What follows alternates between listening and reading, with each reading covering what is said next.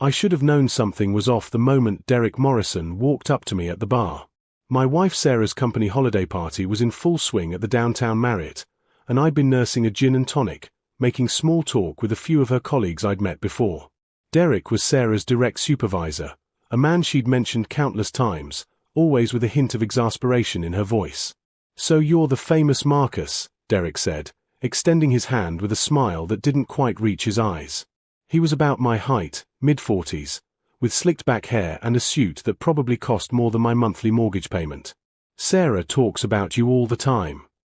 I shook his hand, noting the unnecessarily firm grip. "Nice to finally meet you. Sarah's mentioned you quite a bit too." His smile widened. "All good things, I hope." He flagged down the bartender and ordered something expensive I'd never heard of.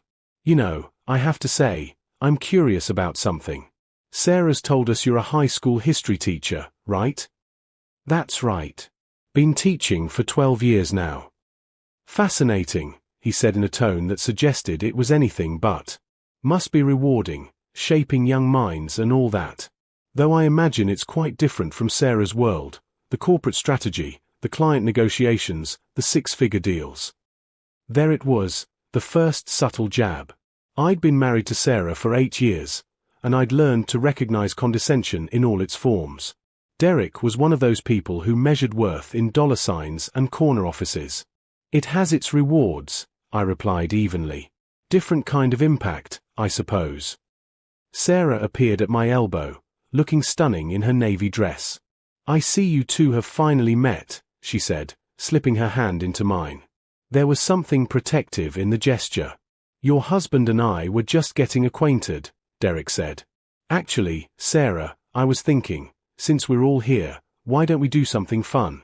You know how we did those team-building exercises last quarter? The trivia competitions."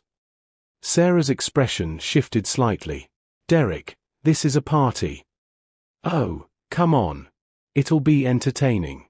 A friendly little quiz show.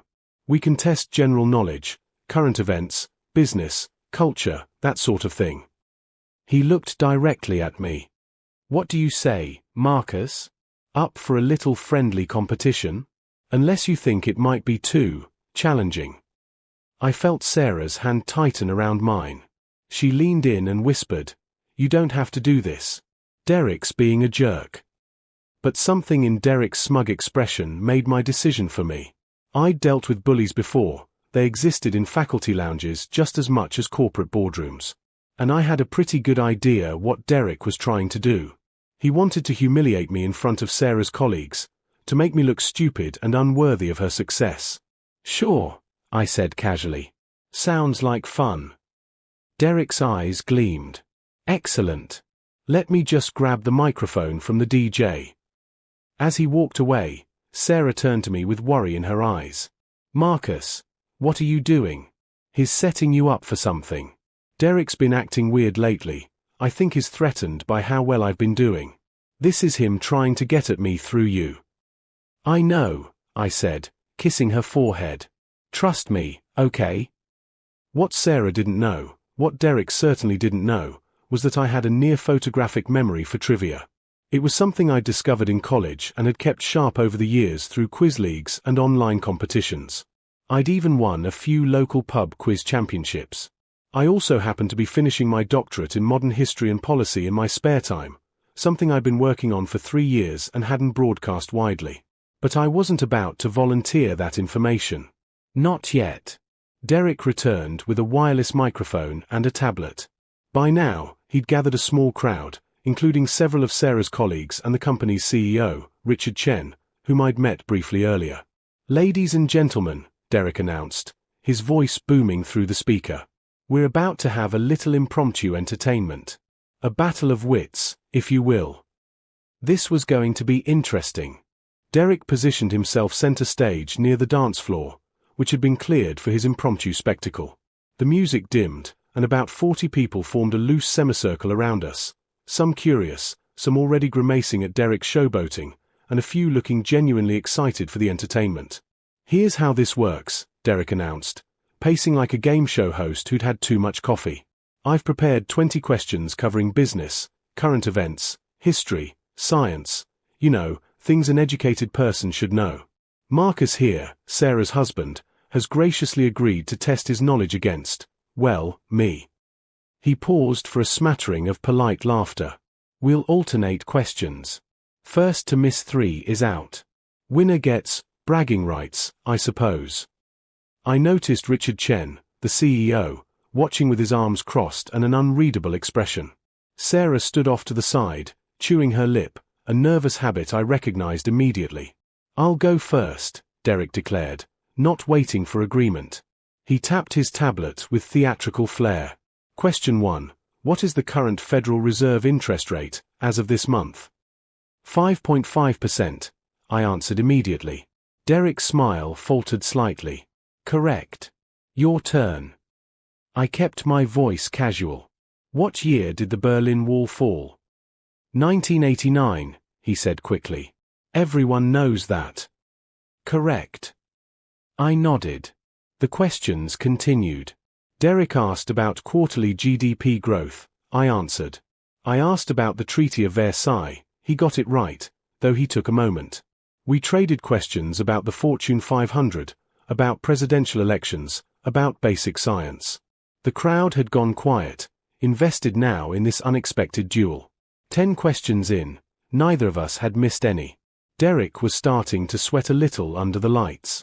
His questions were getting harder, more specific to finance and corporate culture, his home turf. But years of reading The Economist, The Wall Street Journal, and staying current for my classroom discussions meant I was holding my own. Question 11, Derek said, and there was an edge to his voice now. What was the percentage increase in Amazon's stock price in the third quarter of this year? I paused, pretending to think. In reality, I'd just read an article about this 3 days ago. Approximately 12.3%. Close enough, Derek muttered. Within the margin. I looked at him steadily. What was the name of the military alliance formed by the Soviet Union in response to NATO? The Warsaw Pact, he said dismissively. We continued. 15 questions. 17. Neither of us had missed, but I could see the calculation happening behind Derek's eyes. This wasn't going the way he'd planned. He'd expected me to stumble by now, to look foolish in front of all these successful corporate types. Instead, I was matching him point for point, and the crowd's energy had shifted from amused anticipation to genuine engagement. Question 18, Derek said, and now his voice had a sharp quality. What is the current CEO of Tesla's compensation package estimated at for this fiscal year? I smiled slightly. That's a trick question, Derek. Elon Musk's compensation isn't a traditional salary. It's performance-based stock options that vary wildly depending on market conditions and achievement of specific milestones. There isn't a single estimated figure that would be accurate without specifying which analyst or time frame you're referencing. The crowd murmured appreciatively. Even Richard Chen raised an eyebrow. Derek's jaw tightened. I'll accept that as correct. My turn, I said. In Shakespeare's Hamlet, what is the name of Hamlet's father? Hamlet, Derek said confidently. Same name as his son. Correct. I nodded. But I'd noticed something, a flicker of uncertainty before he answered, a moment where he'd almost second-guessed himself. Question 19, Derek practically snarled. He was fully rattled now. What is the chemical symbol for tungsten? W, I answered. From its other name, wolfram. The extra detail wasn't necessary, but I could see it landed. This wasn't just about answering anymore. This was about establishing that Derek had misjudged me entirely. Derek's face was flushed now. He glanced at his tablet, scrolling frantically. Last question for the round. What is the... He paused, clearly trying to find something obscure enough to trip me up. What is the GDP per capita of Singapore? I actually laughed. Derek, that changes quarterly and depends on which metric you use, nominal or PPP, which data source, which quarter. But if you're looking for approximate current figures, around 75 to 80,000 USD depending on the source. Richard Chen actually chuckled at that. Marcus is right, that question's too vague to have a definitive answer. Derek looked like he'd bitten into something sour. Fine. Your question, then. I could have ended it there.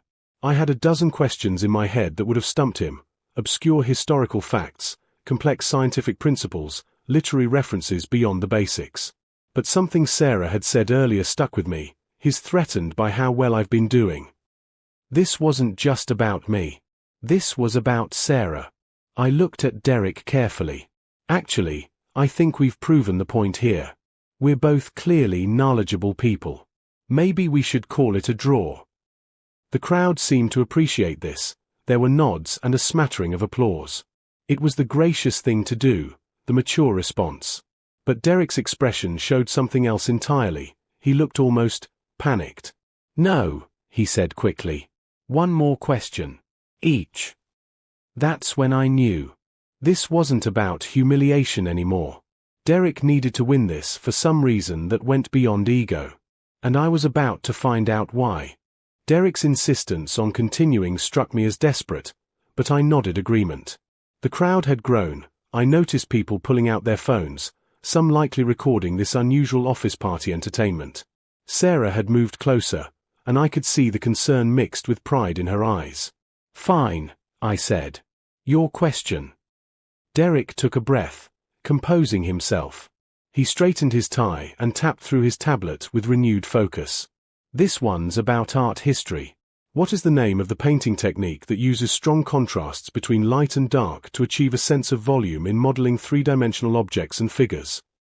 Chiaroscuro, I answered without hesitation. Developed in the Renaissance, most famously employed by Caravaggio, though Leonardo da Vinci was also a master of the technique. A few people in the crowd actually applauded. I saw one woman, I think her name was Jennifer from accounting, whisper to her companion, Sarah's husband is pretty impressive. Derek's face was now fully red. Your question, he said tightly. I'd been holding back, but something about his desperation made me curious. Why did winning this silly game matter so much to him?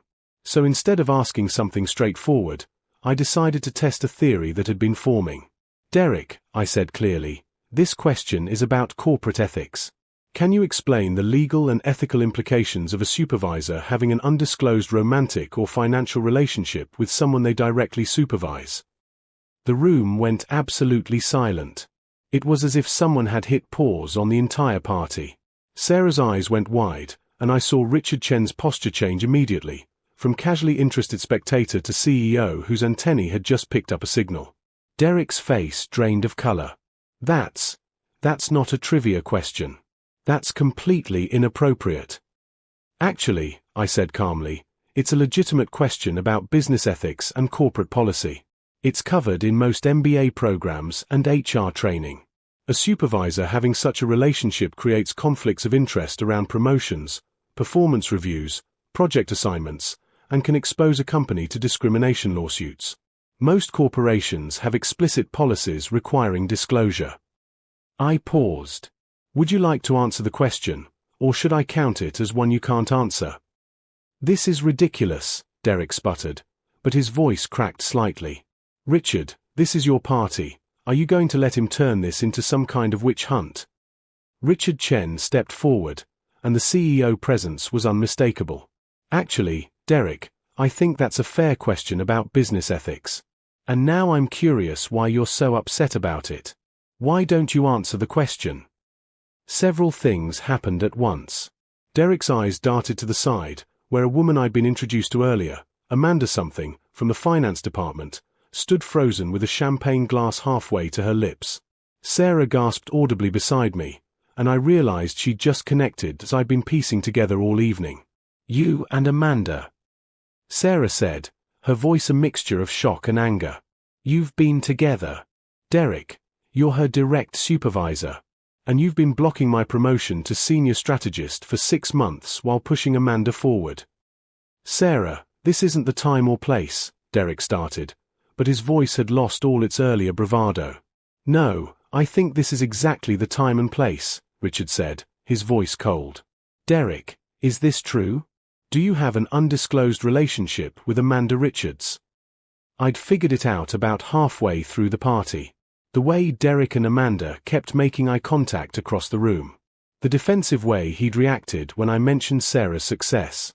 The fact that Sarah had told me 3 weeks ago that Amanda, who had less experience and fewer successful accounts, was being promoted over her, despite Derek's acknowledgement that Sarah was the top performer in their division. The pieces had clicked together when Derek insisted on this trivia competition.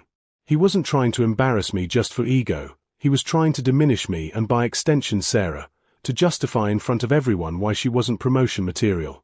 If her husband was some ignorant teacher who couldn't keep up with real professionals, then maybe Sarah was similarly lacking. It was character assassination by proxy. But I'd turned it around on him. Amanda set down her glass with shaking hands. Richard, we were going to disclose it. We just hadn't found the right time. There's never a right time because there's no acceptable scenario where this continues while Derek is your supervisor, Richard said flatly. He turned to Derek. My office, first thing Monday morning. You too, Amanda. And Derek, consider yourself on immediate administrative leave pending an HR investigation. Derek looked at me with pure hatred. You smug son of a... Don't, I said quietly. You set up this game to make me look small. You wanted to humiliate me in front of Sarah's colleagues because you knew she was better than Amanda, and you couldn't justify your bias any other way. But here's what you didn't count on, I'm not small. I'm not less than. And Sarah sure as hell isn't either. Sarah was beside me now, her hand in mine, and she was standing taller than I'd seen her stand in months. The crowd was buzzing with conversation, phones were still out, and I knew this story would be all over the office by Monday morning. I think we're done here, Richard said. He looked at Sarah. Sarah, my office Monday as well, but for a very different conversation. The senior strategist position is yours if you want it, along with a review of what other opportunities Derek might have been blocking. As Richard walked away and the crowd began to disperse, Derek stood there looking like his world had collapsed. Which, I supposed, it had. He'd tried to play a power game and instead exposed his own corruption. But something still nagged at me. The whole evening felt too convenient, too perfectly set up. And then I saw it, Sarah's best friend from the office, Lisa, giving me a subtle thumbs up from across the room with a knowing smile. This wasn't over yet. There was more to this story. The party resumed around us, but the energy had completely changed. Small groups huddled together, whispering and glancing toward where Derek had stormed off to the men's room, Amanda trailing behind him with tears streaming down her face. Sarah was surrounded by well-wishers and colleagues offering congratulations, several of them expressing frustration about Derek's behavior they'd apparently witnessed but felt powerless to address. I extracted myself politely and headed toward Lisa, who was standing by the large windows overlooking the city, a knowing smile still playing at her lips. She was Sarah's work best friend, someone who'd been at the company for 15 years and knew where all the bodies were buried, as the saying went. You knew, I said as I approached. It wasn't a question. Lisa took a sip of her wine. Y had suspicions. Strong ones. But no proof, and Derek's been untouchable. His Richard's nephew's college roommate, has a stellar sales record, knows how to play the political game. People have complained about favoritism before, but it always got swept away. She looked at me appraisingly. When Sarah mentioned you were coming tonight and that Derek had been making weird comments about wanting to meet the famous husband, I figured he was up to something. So you what? Set me up to set him up? I sent you something, Lisa said, pulling out her phone. About 3 hours before the party. An email to that address Sarah mentioned you use for your doctoral research. Did you see it? I pulled out my phone and checked. Sure enough, there was an email from an unfamiliar address with the subject line, FYI, might be useful tonight. Inside was a detailed breakdown of Derek's behavior over the past 8 months, the questionable promotion decisions, the pattern of Amanda receiving preferential treatment, observations about their body language in private meetings, even screenshots of some flirty texts that someone had apparently seen on Derek's computer screen when he'd stepped away from his desk. How did you get all this? Lisa shrugged. I didn't. Well, not directly. There are about a dozen people in that office who've been documenting Derek's behavior because we knew something was off. We just needed the right moment, the right catalyst. When Sarah told me Derek seemed fixated on embarrassing you tonight, I realized this might be our chance. She met my eyes. I gambled that you weren't what Derek assumed you were.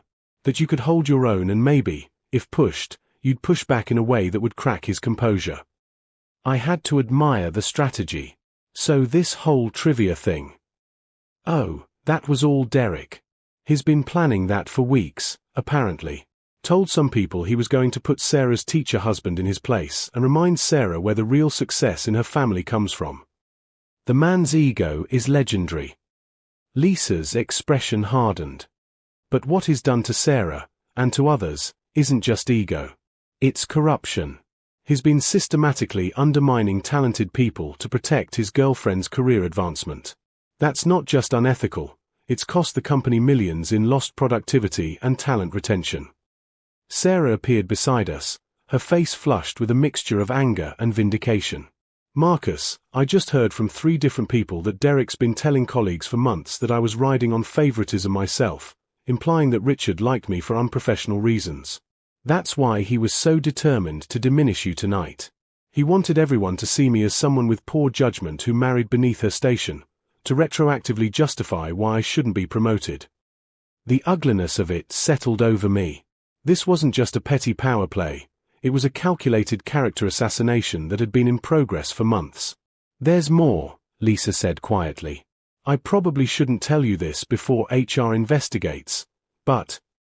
She glanced around to make sure we weren't overheard.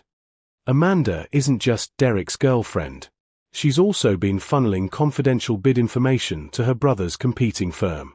Small stuff at first, nothing that would be obvious, but we've lost 3 major contracts in the past quarter where our bids were mysteriously undercut by impossible margins. Corporate espionage, I said. Allegedly, Lisa corrected. But yes. The only reason we haven't moved on it is we've been building a case, and we needed something to crack Derek's protective shield around Amanda. He's been blocking any serious scrutiny of her work, dismissing concerns as jealousy or personality conflicts. Sarah looked stricken. I worked on 2 of those bid proposals. I spent months developing those strategies. I know, Lisa said gently. And Derek made sure Amanda had access to all of it. He positioned her as your support, remember? Said she was there to learn from you. The pieces were falling into place now. Derek hadn't just been engaged in favoritism, he'd been part of something much larger and more damaging. Whether he knew about the corporate espionage was unclear, but his relationship with Amanda had created the vulnerability that allowed it to happen. Why tell me this now? I asked Lisa. If you've got an investigation building. Because Richard's going to have questions Monday, and Sarah needs to be prepared. And because... Lisa hesitated, then continued. Derek's not going to go quietly. He's going to try to spin this, to claim he's being railroaded, that tonight was some kind of setup. Which, to be fair, it kind of was, just not the way he'll claim. You 2 need to be ready for what comes next. As if summoned by our conversation, Derek emerged from the hallway leading to the restrooms. His face was composed now, calculated. He walked directly to Richard Chen, who was standing with the CFO and a few board members, and I watched as Derek leaned in, clearly making some kind of impassioned case.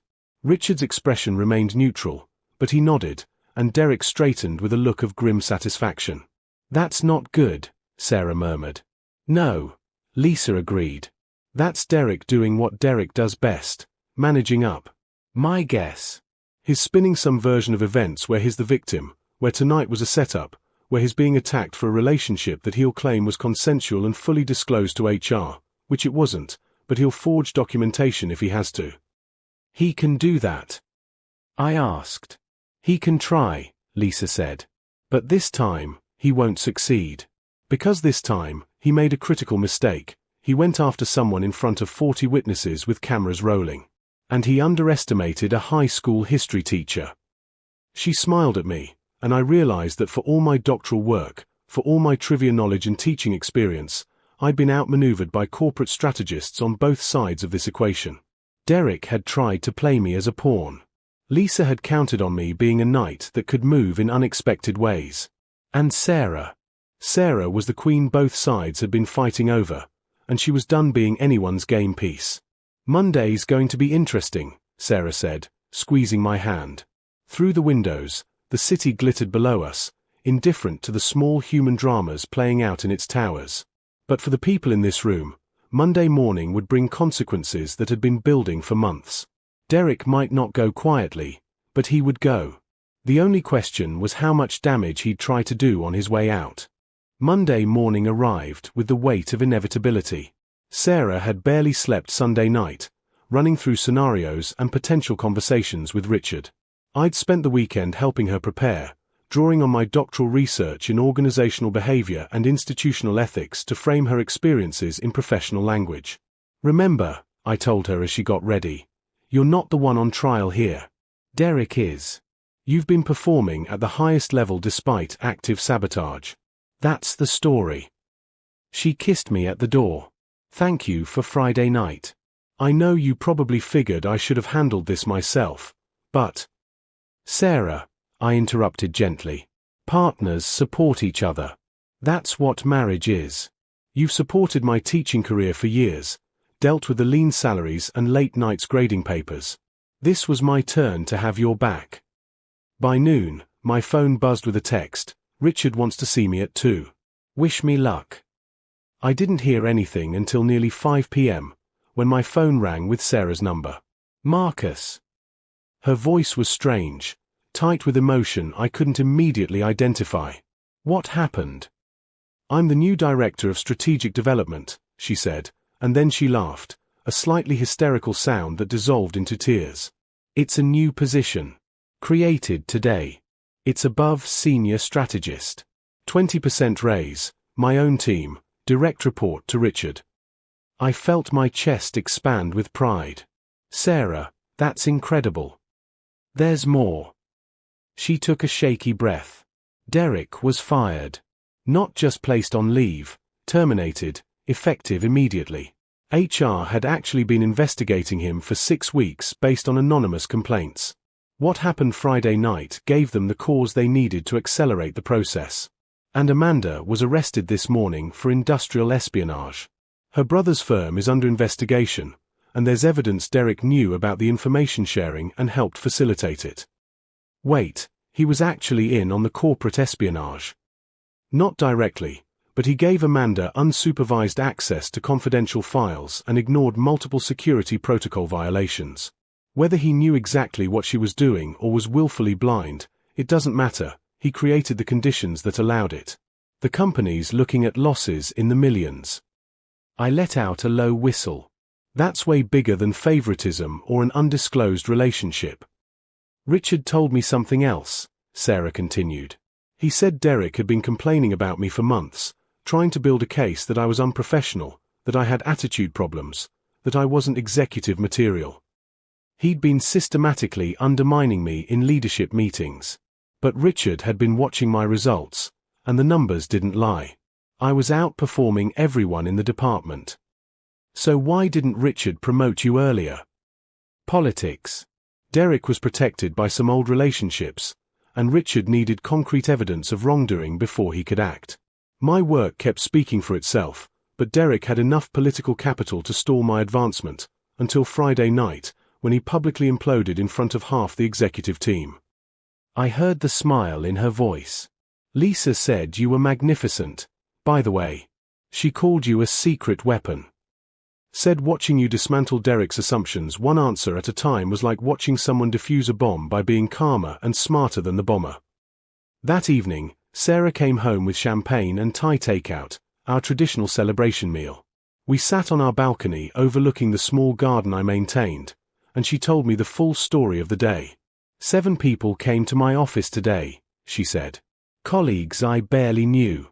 They thanked me for taking Derek down and told me about their own experiences with his favoritism, his manipulation, his casual cruelty.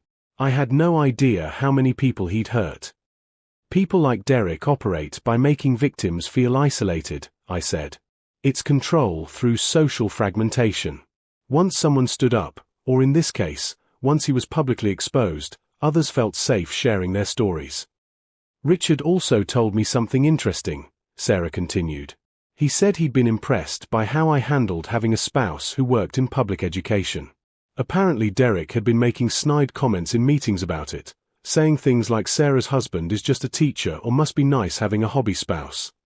Richard said it showed serious character that I never let that kind of elitism affect my work or my pride in your career. I felt an unexpected wave of emotion. I'd always known I was in a lower status profession by conventional measures. Teachers don't make corporate salaries, don't get stock options or bonuses, don't have the prestige of executive titles. But I'd also never felt lesser because of it. Teaching was hard, important work, and I was good at it. Derek made a fundamental mistake, I said after a moment. He equated income with intelligence and professional success with human worth. In his worldview, because I'm a teacher, I must be less capable, less educated, less valuable than someone with his title and salary. He never considered that someone might choose teaching because they value it, not because they couldn't do something better. That mistake cost him everything, Sarah said quietly. No, I corrected. His ethical violations and enabling of corporate espionage cost him everything. The party just accelerated the timeline. We sat in comfortable silence for a while, watching the evening settle over the city. Finally, Sarah spoke again. So when were you going to tell me you'd completed your doctorate? I looked at her in surprise. How did you? Lisa did some digging after Friday night. Found your published papers, your dissertation defense schedule.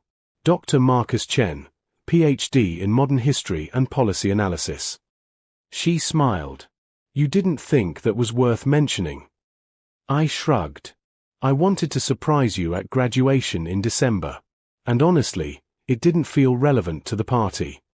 Marcus, you could have shut Derek down in seconds if you'd mentioned you have a doctorate. Instead, you let him underestimate you and used that against him. That's the thing about bullies, I said. They reveal more about themselves when they think they're winning. If I'd led with credentials, Derek might have adjusted his approach, been more careful. By letting him think I was just a simple teacher, he felt confident enough to expose his own biases and corruption. Sarah leaned her head on my shoulder. You know what the best part of Friday night was? It wasn't watching Derek implode or getting justice for his favoritism. It was watching everyone realize that the man I married, the man I chose to build a life with, is brilliant and kind and unshakable. Derek tried to diminish you to diminish me, but instead, you reminded everyone why I'm proud to be your partner. 3 weeks later, we attended the company's annual holiday party, a much different affair than the previous event. Derek was gone, Amanda was facing criminal charges, and Sarah had assembled her new team. Richard Chen made a point of publicly acknowledging Sarah's promotion and her contributions to the company's recent successes.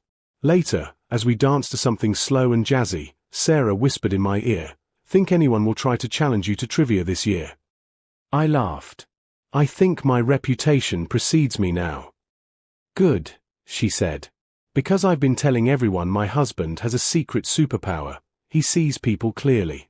Not their job titles or salaries or social status, just who they actually are. Derek never had a chance against that. As the music played and the evening unfolded, I reflected on how a moment of attempted humiliation had become a catalyst for justice, how a simple trivia game had exposed corruption, and how underestimating someone based on their profession was not just morally wrong but strategically foolish. Derek had tried to embarrass me at my wife's office party, assuming a teacher couldn't match wits with corporate professionals. Instead, he'd learned an expensive lesson. Intelligence, dignity, and worth aren't determined by your paycheck, they're demonstrated by your character. And in that contest, he'd lost before the game even began. Sarah got her promotion and the respect she'd always deserved. Derek lost his job and his reputation. And me. I went back to my classroom on Monday morning, where I belonged, teaching the next generation that knowledge and integrity matter more than titles and corner offices. Sometimes the best revenge isn't getting even, it's proving someone's low estimation of you was their mistake, not your limitation.